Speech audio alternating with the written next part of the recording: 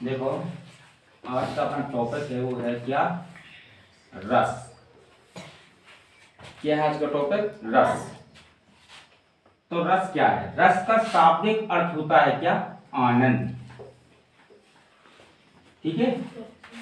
अर्थात परिभाषा,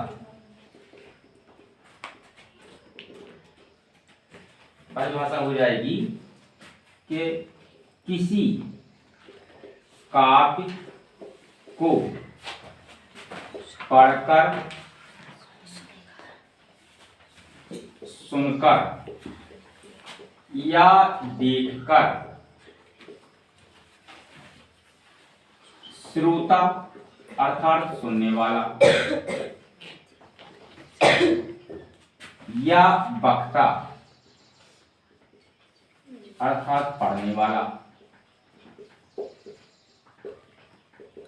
श्रोता या वक्ता को जो आनंद की अनुभूति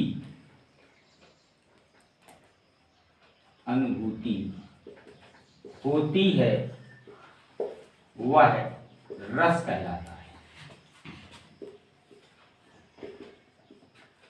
रस कहलाता है अर्थात जब किसी काव्य को, किसी गद्य या पद्य को पढ़ने से जो भी हमें आनंद की प्राप्ति होगी वही क्या कहलाता है? रस कहलाता है। यहाँ रस के अंग होते हैं कितने? 4 रस के अंग। कोई ऐसी चीज पढ़ने से अचानक एक खुशी का मतलब एक प्रकार का आनंद होगा तो क्या कहलाएगा? आपका रस कहलाएगा, है ना। अब रस के अंग होते हैं आपकी क्या? स्थायी भाव, विभाव, तीसरा होता है आपका संचारी भाव,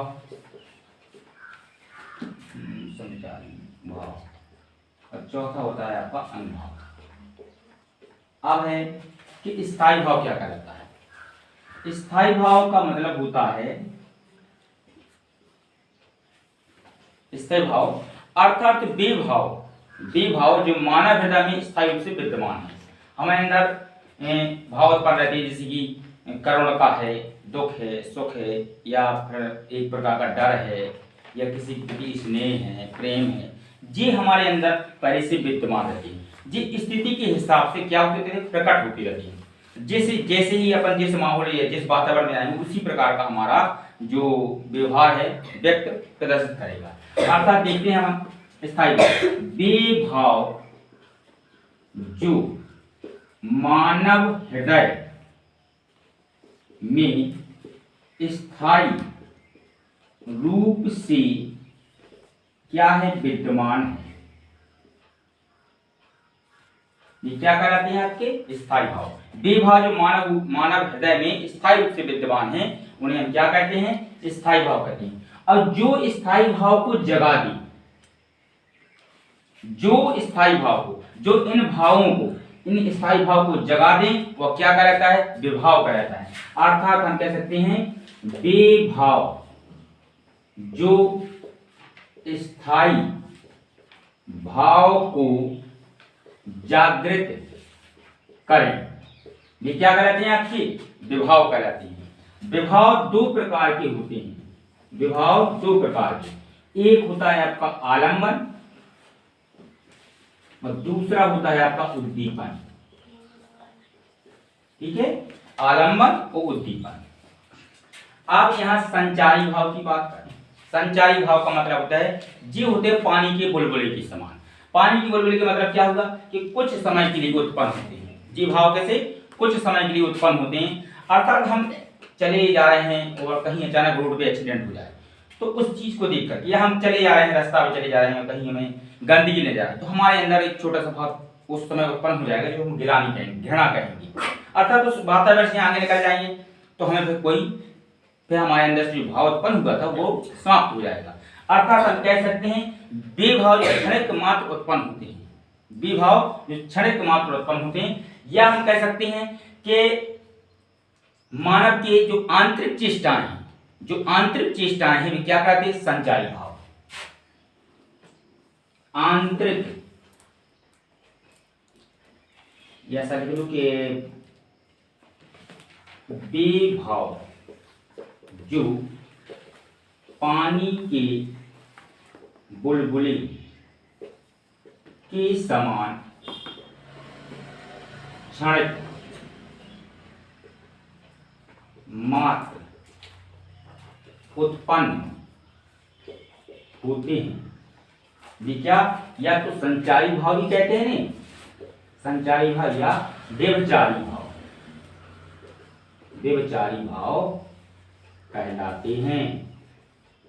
अब कैसे, जैसे आलस, कुछ चीज काम कर रहे तो या अपन किताबें पढ़ने बैठे तो अचानक आलस आ जाए कि नहीं पढ़ा, अभी पढ़ा, बाद पढ़ना है, तो एक होता है आलस होता है, और दूसरा चिंता, तीसरा गिलानी और आदि। ऐसी कई, इनकी संख्या कितनी मानी जाती है?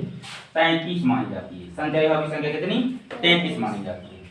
अब अनुभव, अनुभव क्या है? अनुभव का मतलब जो मनुष्य की बाहरी चेष्टाएं हैं। मनुष्य की कौन सी? बाहरी चेष्टाएं।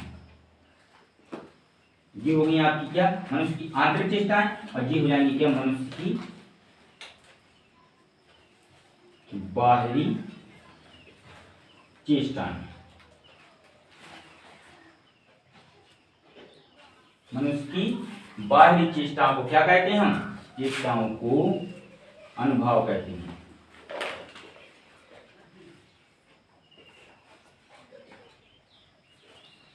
मनुष्य की बाहरी चेष्टा को क्या कहते हैं? अनुभव कहते हैं। अनुभव का मतलब क्या हुआ? जैसे चले जा रहे हैं, अचानक कहीं भालू दिखाई दे, तो वहां एक प्रकार का प्रक्रिया होगी, क्या होगी? भालू दिखा जैसे तो हमारे अंदर एक प्रकार का भाव उत्पन्न हो जाएगा, क्या? डर। तो हमारे डर से क्या है?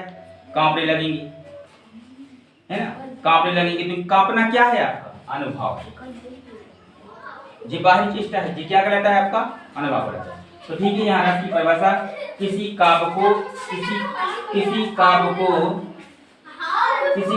पढ़कर, सुनकर या देखकर श्रोता या वक्ता को जिस आनंद की अनुभूति होती है उसे हम रस कहते हैं। 1 मिनट,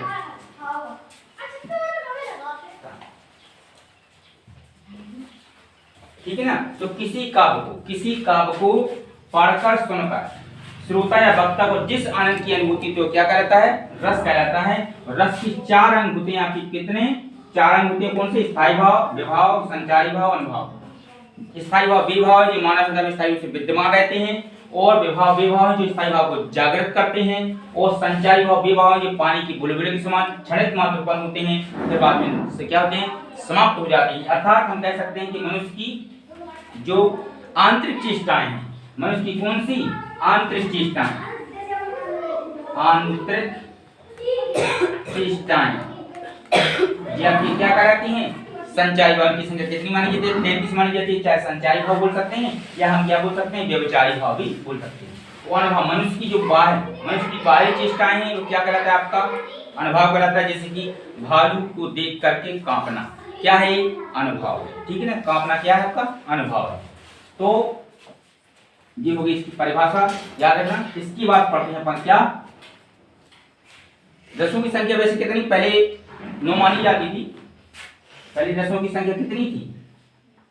रसों की संख्या 9 थी, लेकिन अब एक 10वां रस जुड़ चुका है, जो क्या है? आपका वात्सल। इस हिसाब से आज संख्या कितनी होगी अपनी? 10। पहले 9 होती थी। आचार इसमें, ठीक है ना? तो अब इसकी बात पढ़ेंगे अपन आगे, क्या? इसके प्रकार।